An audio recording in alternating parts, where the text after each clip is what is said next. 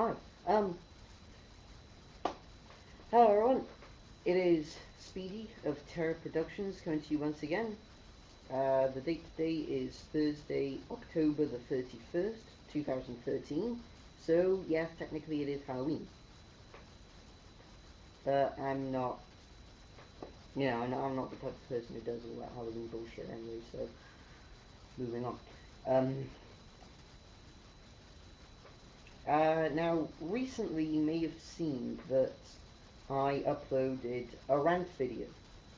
um, Ranting about how, according to the UK edition of Amazon, Gunslinger Girls Season 2 isn't available with the English dub as its default language setting. To date, I still don't have a copy of Season 2. I haven't bought it yet out of my Amazon shopping cart. However, today my copy of Season 1, Volume 3, The Silence of the Stars, arrived. So that was good, which means that Volume 1, Little Girls Big Guns, will be arriving tomorrow on Friday, November the 1st, with any luck. Also, a couple of things have been going on this week. On Tuesday, I went with a friend of mine to see Ender's Game, and that was a belter of a film. That really, really was. That was an absolutely fantastic film. If ever you get the chance to watch Ender's Game, for the love of God, do it. You won't regret it. I can promise you that. Obviously, of course, I'm not going to give any spoilers away for two reasons. One, this isn't a review of Ender's Game, and two, despite it being a good film, I can't really remember most of what happened in the film. I know that Harrison Ford was in it, however. Yeah, that's right, the guy who played Indiana Jones. I gotta say it as well. Harrison Ford in Ender's Game was fantastic. Don't you find it strange as well that every film Harrison Ford is in, he is really good, no matter what character he's given to play? Just throwing that one out there. And then yesterday, on Wednesday, October the 30th, myself and a couple of mates of mine went to the Odeon Cinema in Cardiff Bay, near the Wales Millennium Centre, and we saw Marvel's latest film, Thor: The Dark World. Simply amazing are the two first words that come to mind when it comes to Thor: The Dark World. It was a fantastic film. Now, unfortunately, I didn't see the first Thor film, so I can't really comment as to how Thor and Loki have changed in character. But from what I could gather, they were true and true in the sense that their character wasn't altered at all. Which, I mean, like, that's a good thing. That's exactly how characters are supposed to be. And, the only thing I will say, however, is that there was this fantastic scene on Thor's home world, Asgard, I think it is, where he and Loki are walking down the corridor, and Loki's trying on all these different disguises to try and fool the guards, and he then delivers this fantastic line, which was something along the lines of, maybe my disguise should be one of your new colleagues. Who decides to show up then? Captain America himself. That's right, Captain America was in Thor: The Dark World. It had a huge laugh in the screening room. It really, really did. That was one of the highlights of the film, to be honest. One of the many highlights, I guess I should point out. But yeah, Um, Also, yesterday as well, I managed to pick up a copy of the 1986 Transformers film on DVD, making this my second copy of it. I still have the first copy, don't worry, but the copy I picked up yesterday, on October the 30th, was the special edition release. And this is the one I've been looking for as long as I can remember, because it's the one where they actually have Spike, Daniel's father, say, "Oh shit, what are we going to do now?" This film was rated U, guys, by UK film certifiers. Oh well, it was the mid-80s. Things were different back then. And boy, a lot of people wish it stayed the same, but ho-hum. Um, sorry. Um, what else?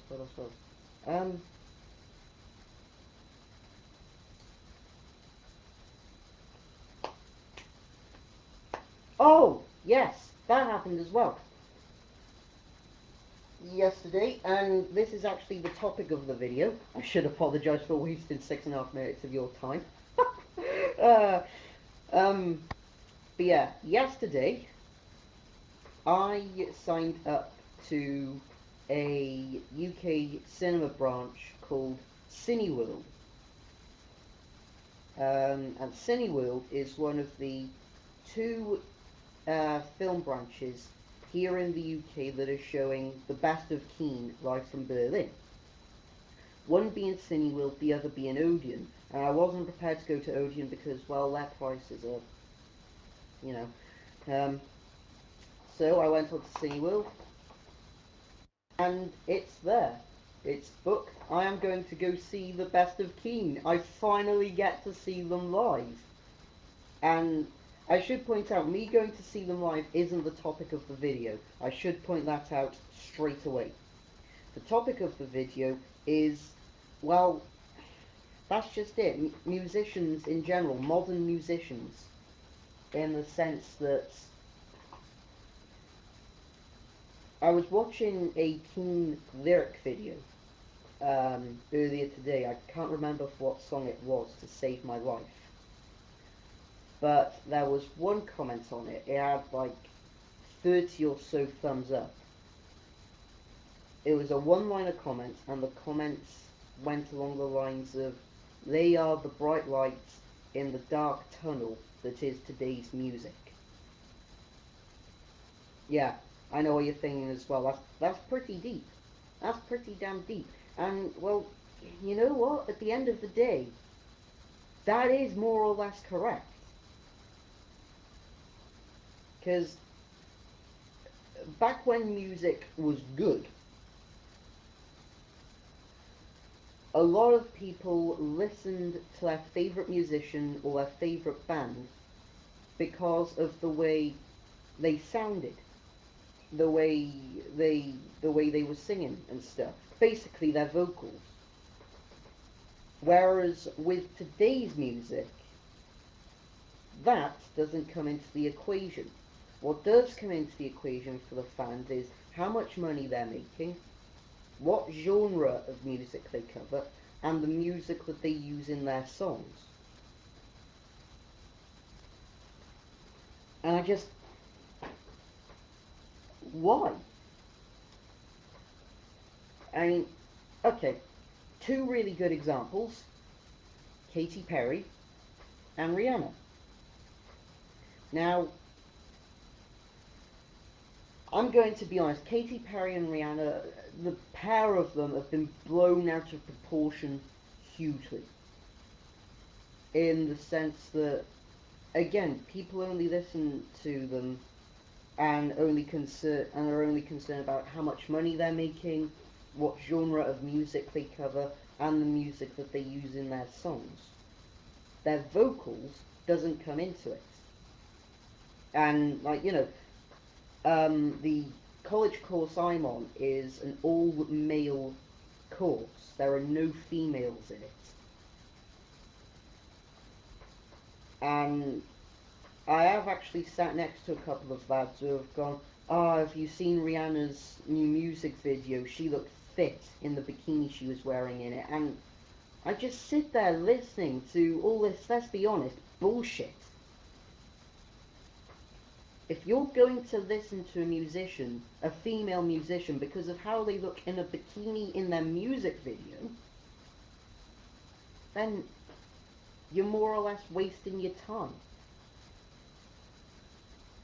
I mean, sure, it gives you something to look at, but the fact of the matter is, and I'm going to list these now, first from the perspective of a male and then the perspective of a female. There are only 4 things that people who are fans of modern music listen to, or keep an eye open for. And again, first part of this, I'm going to speak from the perspective of a male. How much money they're earning, whether or not they look good in a bikini, what genre of music they cover, and the music they use in their songs. Whereas, from a female perspective, listening to a male artist is pretty much the same thing. They're only concerned about how much money they're earning, the genre of music they cover, the type of music that they use in their songs, and whether or not he looks good in a pair of tight Speedos. Why?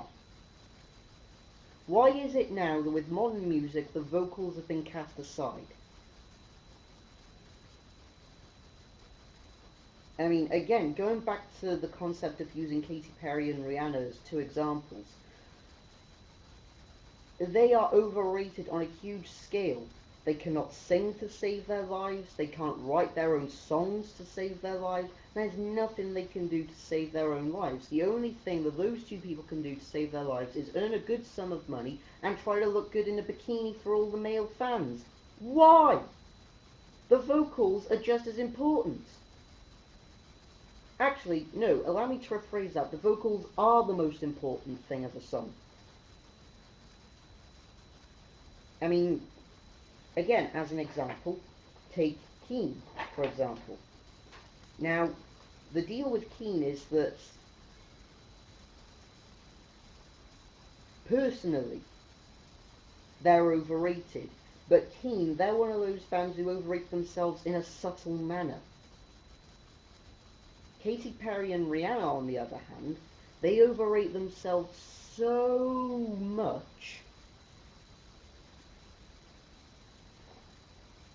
that you could probably tell them to stick their own heads up their arse and they'd probably still be able to see out their own mouth. Now, I'm not sure how that would even be physically possible. I'm just saying this as an example.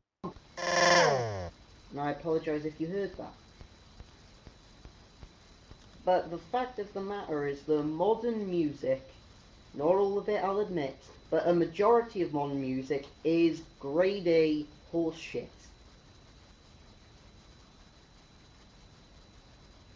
And another thing as well, most modern musicians don't have a natural singing voice.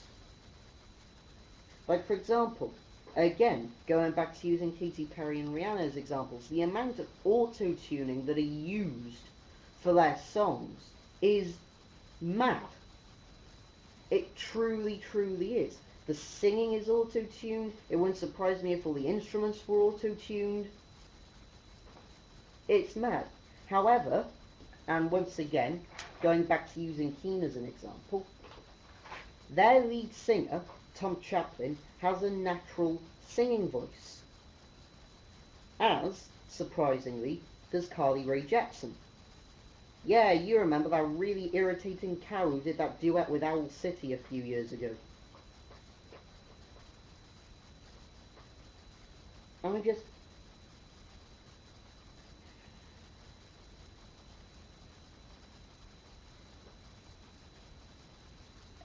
Again, what's the point? I don't tell my friends about Keane and go, oh yeah, they all look great in Speedos. I don't listen to them because of that. Don't get me wrong, I'm sure they do look great in Speedos, but I haven't Googled it. The point that I am trying to make is that you don't listen to a band or a musician because of how they look or what music they're using. You listen to them because you like them for who they are. And you listen to them because you know that they have a good voice. That is what modern music should have and should always be about. It should have always been about the way they sound vocally, just like it was. And it should always be that way.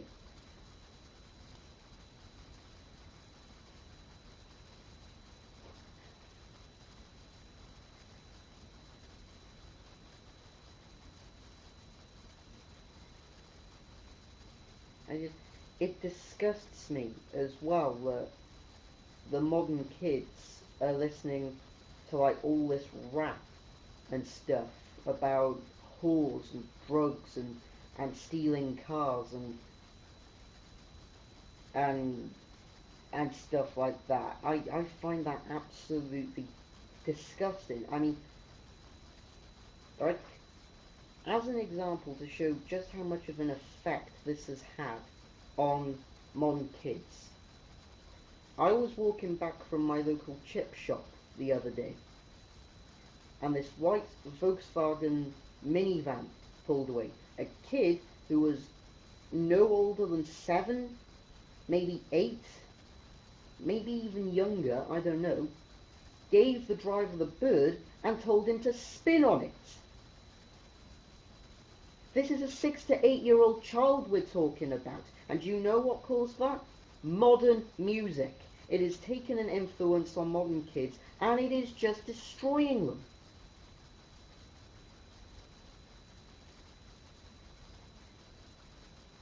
I mean, a couple of weeks back, I was working on removing a track rod end, a steering track rod end from a car on my college course, and I was struggling with a bolt. And as a comparison, I did the rather daft thing of saying that it's tighter than a virgin's ass, to which I got heavy criticism from the 2 people I was working with, to which I then told them, if modern day rappers can get away with saying things like that in their songs, why can't us everyday people who have a good taste in music? To which they both instantly shut up. And you know why they instantly shut up? It's because they know that I'm right. And believe you me, if you've managed to watch through all of this video, you know that I'm right as well when I say that most modern music is shit and will always remain shit. Ladies and gentlemen, I've been Speedy of Terror Productions. If you've succeeded in watching this video to the end, thank you so much for listening, and thank you so much for listening. Thank you so much for listening. Thank you so much for watching. Please, for the love of God, if you want to, feel free to leave your opinions in the comments below, or feel free to leave your comments on the link to this video on my Facebook page. But until the next video, guys, this has been Speedy of Terror Productions saying thank you for watching, and remember, don't listen to Katy Perry and Rihanna. Bye bye.